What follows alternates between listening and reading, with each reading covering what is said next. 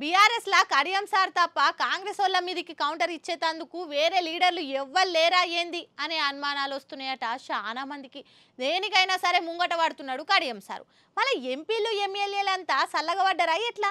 నిన్న చేవెళ్ల సభలో CM Revanth sir KTR KCR సార్లకు సవాల్ చేసిండు కదా. కేటీఆర్ కి సవాలు విసురుతున్నా, బిడ్డ ఇవాళ నేనే ముఖ్యమంత్రి, నేనే పిసిసి ప్రెసిడెంట్ ను, రేపు రాబోయే పార్లమెంట్ ఎన్నికల్లో నేను సవాలు విసురుతున్నా.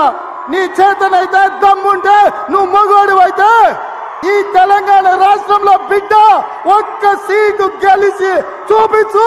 దమ్ము ఉంటే ఒక్క ఎంపీ సీట్ అన్న గెలిచి చూపెట్టురు అని ఛాలెంజ్ చేసిండు. నన్ను గానీ మా పార్టీని గానీ ముట్టుకుంటే మసైపోతారని వార్నింగ్ ఇచ్చిండు. అయితే బీఆర్ఎస్ వాళ్ళు దీని మీద మస్తు కౌంటర్ ఇస్తారేమో అనుకున్నాం గానీ కడియం సార్ తప్ప కడమూల తా నుంచి ఖండిస్తున్నామన్న మాటే కరువైంది. మరి మాకెందుకు అని అనుకుంటురో ఏందో. బాలకసుమన్ అన్న కేసు అయిందని జర సల్లబడ్డట్టున్నాడు. మంత్రులు చేసిన వాళ్ళు అన్నది మామూలు కాదు కదా అని సైలెంట్ ఉన్నట్టున్నారు. ఎటొచ్చి ఉద్యమాలు ఉన్నాలే సోషల్ మీడియాలో మళ్ళా కౌంటర్లు ఇస్తున్నారు. ఈ ముచ్చల కడియం సార్ కమిట్మెంట్ ను మెచ్చుకోవాలి. మన అసెంబ్లీలో అధికార పార్టీలకు ధీటుగా నిలబడ్డది సార్ ఒక్కడే. ఇలా బీఆర్ఎస్ కు సవాల్ చేస్తే కూడా వాటిని తిప్పికొట్టింది కూడా కడియం సారే. మగాడవైతే ఒక్క సీటు గెలుచుకో అంటున్నావు రేవంత్ రెడ్డి గారు.